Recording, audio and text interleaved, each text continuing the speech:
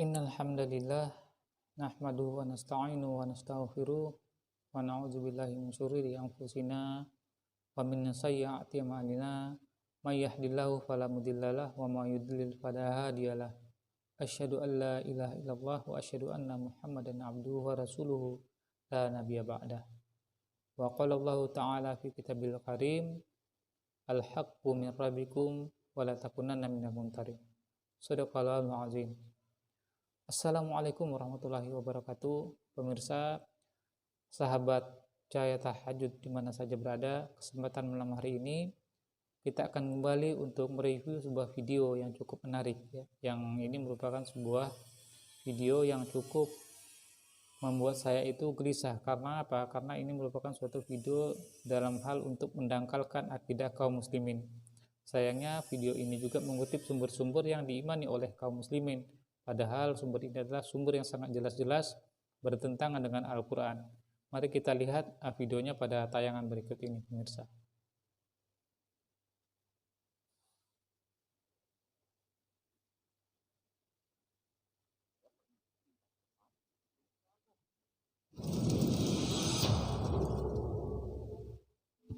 Allah menyediakan rahmatnya saat ini. Islam mengajarkan bahwa banyak hal akan terjadi di hari kiamat. Pertama, Allah akan menimbang amal perbuatan manusia. Sesuai dengan apa yang disampaikan di video ini, pertama poinnya bahwa Allah itu di hari kiamat nanti akan menimbang perbuatan manusia. Itu benar ya, bahwa memang Allah itu nanti akan menimbang perbuatan manusia itu kelak di akhirat ya. Barang siapa yang menemui hisab terhadap dirinya, barang siapa yang berbuat kejahatan sebentar zarah pun, maka dia akan menemuinya. Dan barang siapa jika dia mengerjakan kebaikan sebesar zarah, maka dia juga akan menerima balasannya. Ya, jadi tentang menimbang perbuatan manusia itu memang benar ya, akan kita temukan nanti di akhirat. Mari kita lihat lagi apa poin yang dia sampaikan berikutnya, pemirsa. Ya. Kedua, Isa akan datang sebagai hakim adil. Nah, ini poin yang kedua ini adalah merupakan kesesatan yang sangat jelas. Karena tidak ada satu ayat pun di dalam Al-Quran itu yang mengatakan bahwa Nabi Isa itu akan datang dan menjadi hakim yang adil. Ya, sebenarnya poin ini juga memang diadopsi oleh mayoritas umat Islam. Tetapi sayangnya mayoritas umat Islam itu tidak menyadari bahwa pandangan yang mengatakan Nabi Isa akan datang di akhir zaman dan yang menjadi hakim yang adil, ini adalah pandangan sesat, yang sebenarnya pandangan ini adalah pandangan yang diadopsi oleh umat Islam dari sumber-sumber Nasrani sendiri. Ya, jadi tidak benar jika Nabi Isa itu akan datang di akhir zaman lalu menjadi hakim yang adil. Sekali lagi, tidak benar jika Nabi Isa itu akan datang di akhir zaman dan menjadi hakim yang adil. Hadis menyatakan Isa Al-Masih, anak Maryam, akan turun di tengah-tengah kamu. Dia akan menjadi hakim yang adil. Jadi sekali lagi, hadis itu adalah hadis yang tidak benar. Kenapa tidak benar? Karena hadis itu bersinggungan dengan Al-Quran. Hadis itu bukanlah hadis yang mutawatir, ya, tetapi hadis itu adalah hadis ahad ya, yang sifatnya ya, artinya juga bukan hadis yang mutawatir ya. Hadis yang mutawatir itu adalah hadis yang riwayatnya itu jelas dan menurut indra itu ya, itu mustahil untuk berdusta. Ya, derajatnya hampir sama dengan Al-Qur'an walaupun dia bukan Al-Qur'an ya, tetapi derajatnya itu mutawatir. Ya, tetapi hadis yang mengatakan bahwa Nabi Isa itu akan datang akhir zaman dan menjadi hakim yang adil, itu adalah hadis yang harus kita tolak mentah-mentah. Karena itu adalah sebuah penyesatan untuk mendukung doktrin ketuhanan Yesus. Karena siapa lagi yang menjadi hakim jika bukan Tuhan, ya? Kitab suci Injil sehati dengan ayat itu. Nah, sekali lagi perlu kita pahami, di sini juga umat Islam masih banyak yang keliru nih. Umat Islam ini masih banyak yang sesat juga karena dia mengatakan ya bahwa Injil itu, Injil yang sekarang ini ada yang dipegang oleh umat Kristen itu adalah Injilnya Yesus. Padahal tidak benar. Injil itu bukanlah Injil Yesus. Injil itu adalah Injil produk penyembah berhala, ya, yaitu Injil Matius, Markus, Lukas, dan Yohanes. Walaupun memang ada sedikit kebenarannya di situ, masih tersisa temaram kebenarannya di situ, tetapi banyak hal-hal yang tidak benar di dalam Injil itu, di dalam Injil itu ya. Karena lebih dari 50% di dalam Perjanjian Baru itu adalah surat-surat Paulus, di mana surat-surat Paulus adalah pernyataan dari Paulus sendiri yang menyesatkan, termasuk tentang doktrin penebusan dosa, dosa asal, dan juga ketuhanan Yesus serta penyelebihan Yesus. Itu adalah banyak hal yang disebarkan oleh Paulus di dalam surat-suratnya, di mana surat-surat Paulus ini adalah lebih dari 50% di dalam Perjanjian Baru. Kristus Yesus Isa Al-Masih yang akan menghakimi orang yang hidup dan yang mati. Ya, jadi kutipan di dalam 2 Timotius tadi itu adalah pernyataan dari Paulus ya, sudah jelas. Membayangkan menghadapi hakim adil pada hari kiamat sangat menakutkan. Jadi satu-satunya hakim yang adil itu hanyalah Allah, bukan Yesus. Ya. Innallaha ahsanul halikin ya.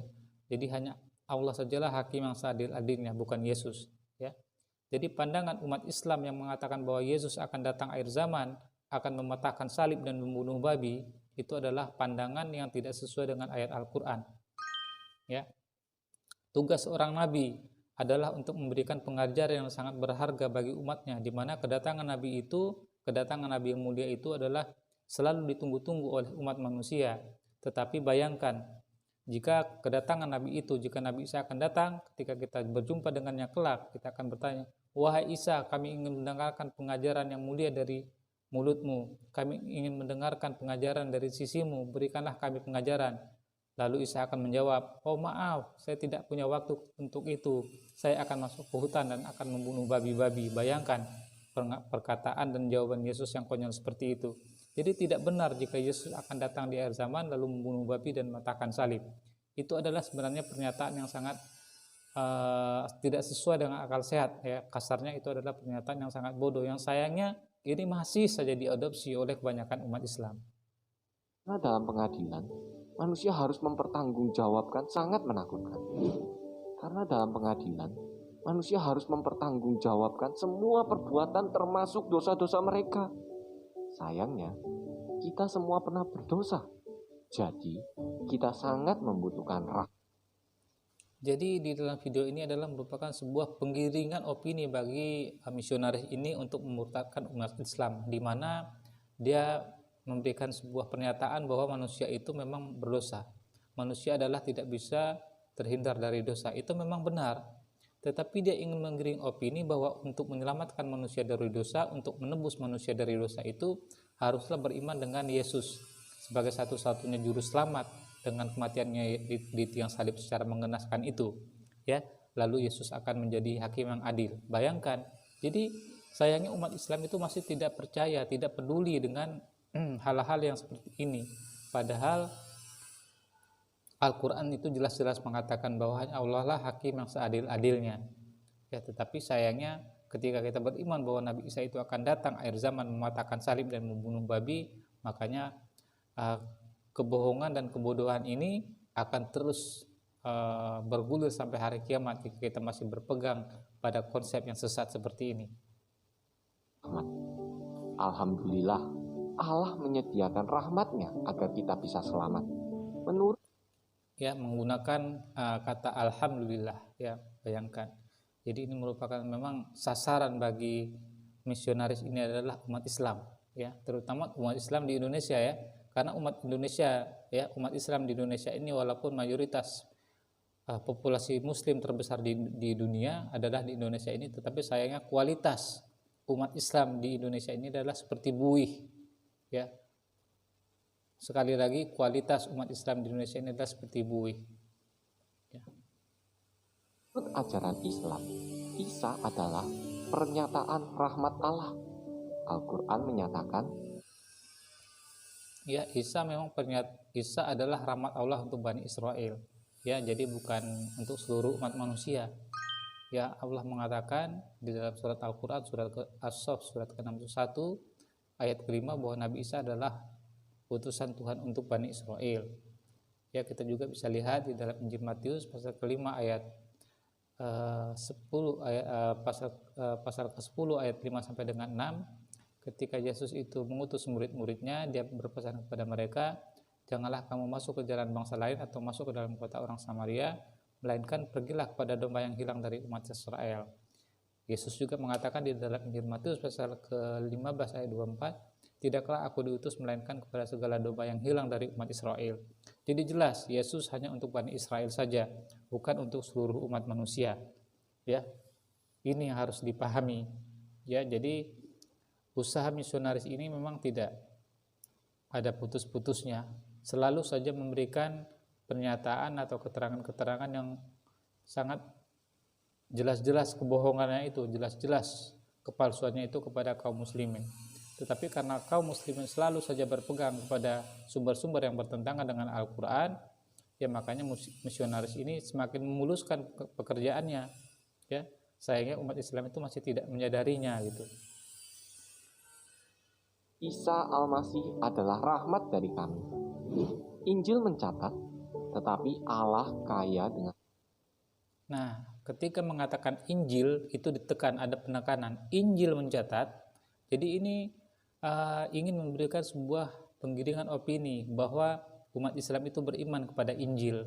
Ya, kita memang beriman kepada Injil. Tidak sah iman kita sebagai seorang muslim jika kita tidak beriman kepada Injil dan Torah dan seluruh para nabi. Tetapi yang jelas di sini perlu kita pahami bahwa kita beriman kepada Injil yang diturunkan oleh Allah kepada Yesus, bukan Injil Matius, bukan Injil Markus, bukan Injil Lukas, dan juga bukan Injil Yohanes. Ya, itu yang perlu kita pertegas kepada mereka. Sayangnya umat Islam sampai sekarang juga tidak paham. Ya, mereka masih mengatakan bahwa Injil yang ada di orang Kristen sekarang itu adalah Injilnya Nabi Isa alaihissalam. Ya, walaupun sudah dirubah-rubah, tetapi umat Islam itu mengatakan bahwa Injil yang ada di dalam umat Kristen sekarang, yang dipegang oleh umat Kristen sekarang adalah Injilnya Nabi Isa. Ini adalah merupakan suatu pandangan yang sangat keliru. Ya, jadi rubahlah pandangan itu. Ya, banyak-banyak belajar. Ya, banyak-banyak membaca referensi-referensi agar tidak tersesat. Ya, saya juga pernah mendengar cerita ada seorang misionaris yang datang ke pesantren, lalu misionaris itu membawa Alkitabul Muqaddas, yaitu Alkitab berbahasa Arab. Lalu ketika disodorkan ke pesantren, ke kiainya, lalu dia mengatakan, misionaris tersebut mengatakan bahwa ini adalah Injilnya Nabi Isa yang asli. Lalu mereka, ya, para kiai dan santri-santrinya mangut aja, wah ini benar, ini yang harus kita imani karena ini adalah Injilnya Nabi Isa karena berbahasa Arab. Jadi sangat luar biasa ini. Ya, luar biasa, kaum muslimin ini mesti harus dididik kembali juga agar mereka itu tidak terseret dengan usaha pembodohan yang dilakukan oleh kaum kufar ini. Ya. Rahmat, karena kemurahannya saudara diselamatkan karena iman kepada Kristus. Nah, ini dia mengatakan bahwa saudara diselamatkan hanya karena beriman kepada Kristus. Ya, itu tidak benar. Kita diselamatkan itu hanya karena beriman hanya kepada Allah saja.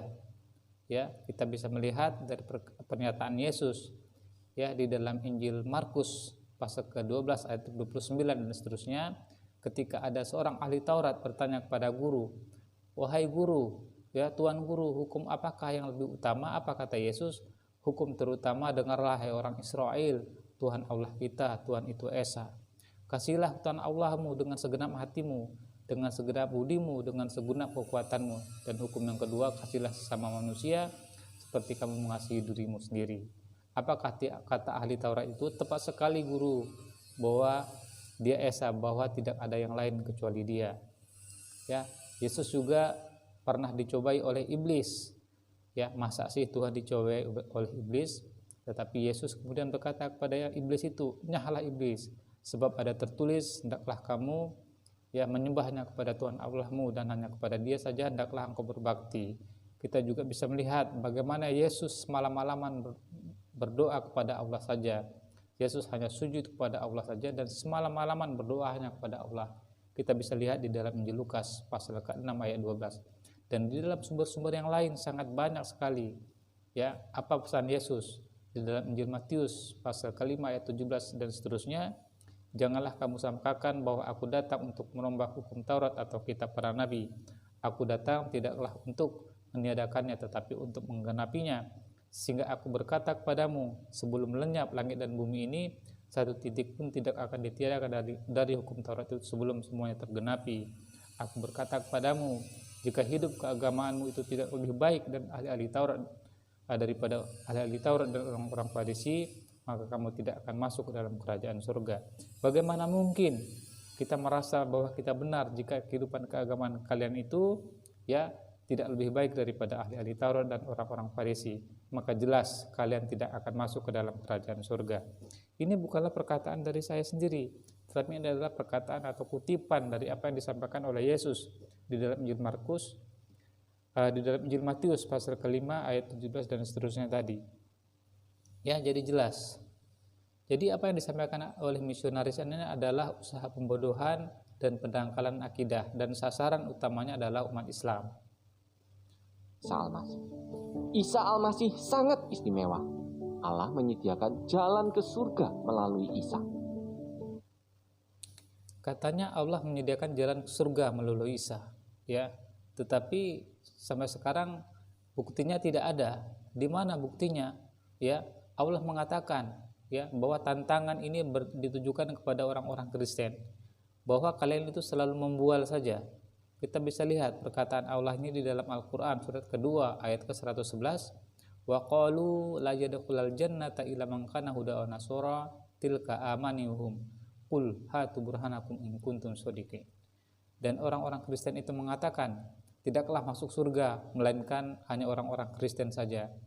Ya, ayat selanjutnya mengatakan ya tilka amanihum, ya itu adalah angan-angan kosong kalian saja. Wahai pengikut Paulus, ya, tunjukkanlah bukti kebenaran kalian jika kalian adalah orang-orang yang benar.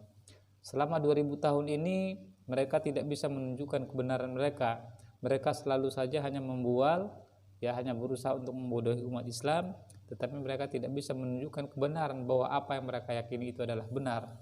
Justru ketika umat Islam menguliti mereka, ketika umat Islam menunjukkan bukti-bukti bahwa Alkitab mereka sudah dirubah-rubah, bahwa Yesus tidak mati di tiang salib, bahwa Paulus itu adalah manusia penyesat terbesar sepanjang sejarah peradaban umat manusia, itu sudah disampaikan dan sudah dibuktikan baik dalam referensi-referensi dia yang disampaikan oleh tulisan tangan mereka sendiri, ya, dan termasuk juga bahwa Yesus tidaklah mati di tiang salib, dan konsep keselamatan melalui kematian Yesus di tiang salib itu adalah tidak benar.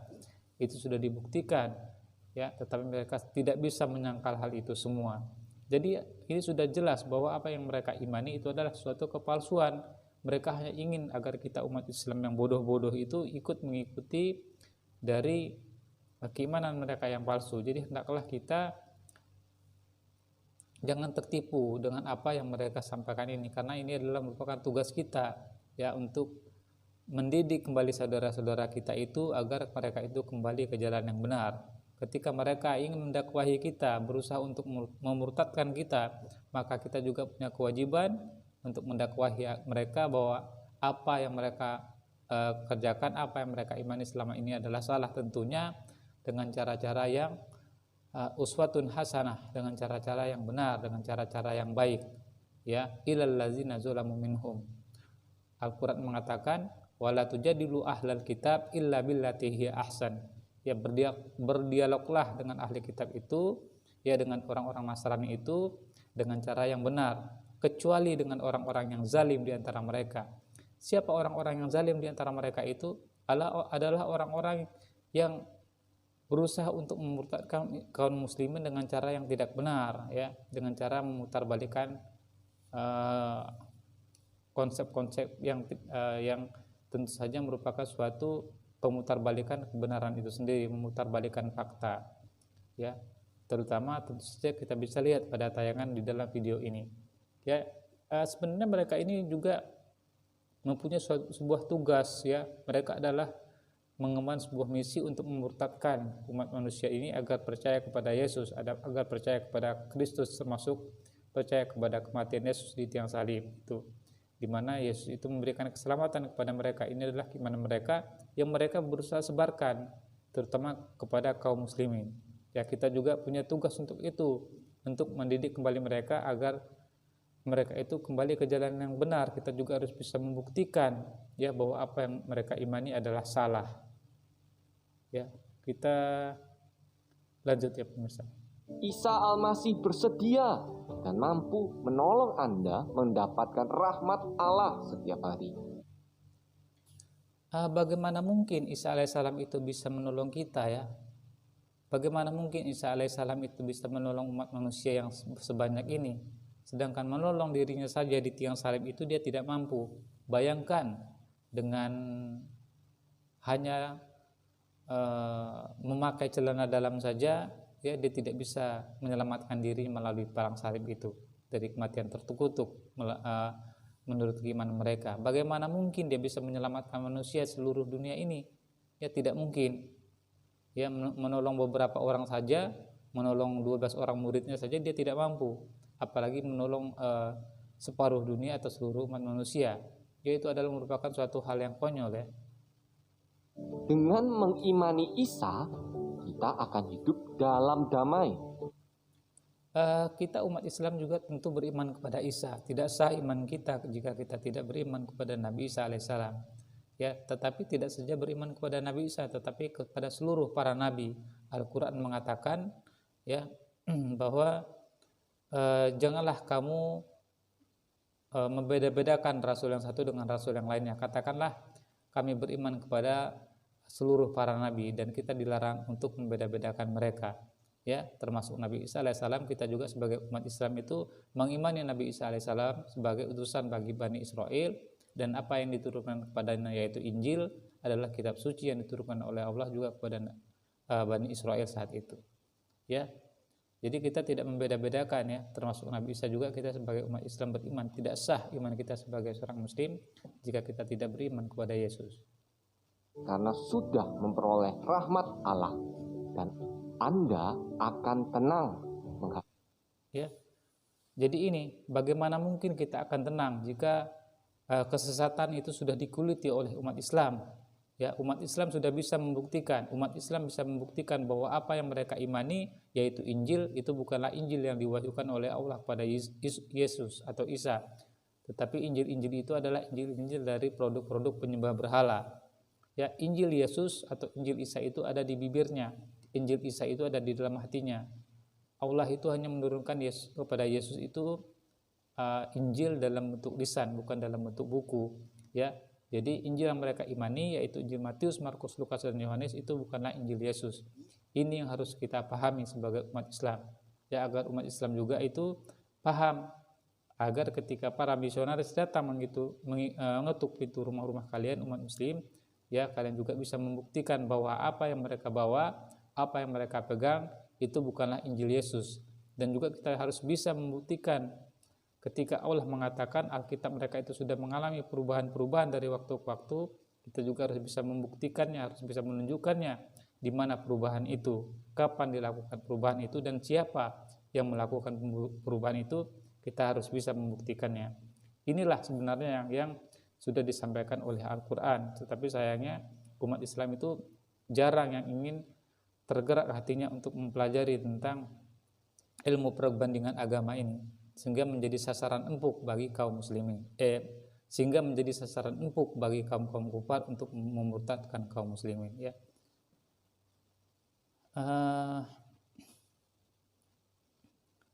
ini ya pemirsa saya. Jadi mereka tentu saja berusaha untuk memurtadkan kaum muslimin, tetapi kita sebagai umat Islam harus mempunyai suatu acuan yang jelas ketika Allah berfirman di dalam surat Al-Baqarah surat kedua ayat 111, wa qalu la yadkhulul jannata illa man kana huda aw nasara. Ya, kata Allah, tidak akan masuk surga jika kamu belum mengikuti jika kamu belum menjadi pengikut agama Nasrani atau Kristen. Katakanlah itu adalah angan-angan kosong saja kalian. Ya, tunjukkanlah bukti kebenaran kalian wahai umat Nasrani, wahai umat Kristen. Tunjukkanlah bukti kebenaran kalian jika kalian adalah orang-orang yang benar. Ya, kita bisa melihat di media sosial bahwa tidak ada mereka itu bisa membuktikan kebenaran mereka. Justru ketika mereka ingin membuktikan bahwa mereka itu adalah orang-orang yang benar, mereka justru semakin dikuliti bahwa apa yang mereka imani adalah sebuah kesalahan yang sangat jelas, karena Yesus sendiri tidak pernah menyebarkan, tidak pernah memesan untuk menyebarkan ajaran Yesus itu di luar dari Bani Israel. Yesus hanyalah rasul untuk Bani Israel saja. Ya, mungkin itu saja ya pemirsa saya, karena waktu yang terlalu singkat juga. Di sini kita bisa sudahi dulu, dan kita akan kembali untuk melihat dari video-video yang lain yang merupakan sasaran atau isu-isu yang kita bisa lihat, untuk kemudian kita akan merespon hal tersebut agar menjadi pelajaran bagi kita untuk melindungi keluarga kita dari serangan pendangkalan akidah yang dilakukan oleh kaum-kaum kufar. Ya, terima kasih pemirsa yang ada di rumah. Mohon maaf atas segala kekurangan. Terima kasih atas segala perhatian. Assalamualaikum warahmatullahi wabarakatuh.